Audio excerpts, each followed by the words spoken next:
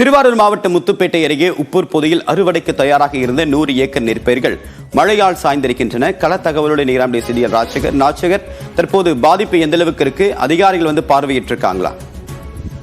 தேவப்பிரியன், திருவாரூர் மாவட்டத்தில் நேற்றைய முன்தினம் அதிகாலை தொடங்கிய மழை என்பது நேற்று இரவு வரை தொடர்ந்து பெய்தது. குறிப்பாக திருவாரூர் மாவட்டம் திருத்துறைப்பூண்டி, முத்துப்பேட்டை, திருவாரூர் உள்ளிட்ட பகுதிகளில் இந்த இடைவிடாமல் தொடர்ந்து கனமழை என்பது பெய்து வந்தது.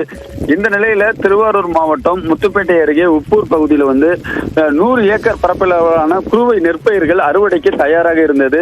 இன்னும் ஒரு வார காலத்தில் இந்த அறுவடைக்கு தயாராக இருந்த நெற்பயிர்களில் தொடர்ந்து பெய்த மழையின் காரணமாக இந்த நெற்பயிர்கள் அனைத்தும் மழை நீர்ல மூழ்கி இருக்கிறது. இதனால் விவசாயிகள் மிகப்பெரிய அளவுல வேதனை அடைந்திருக்கிறாங்க.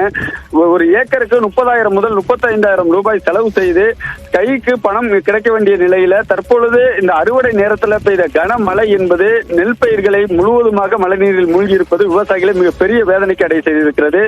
உடனடியாக வேளாண் துறை அதிகாரிகள் பாதிக்கப்பட்ட பகுதிகளுக்கு நேரடியாக சென்று ஆய்வு செய்ய வேண்டும்.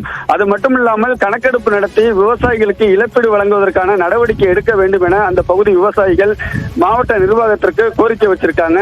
தொடர்ந்து திருவாரூர் மாவட்டத்தில் நேற்று இரவு முதல் தற்பொழுது வரை மழை இல்லை என்பது குறிப்பிடத்தக்கது.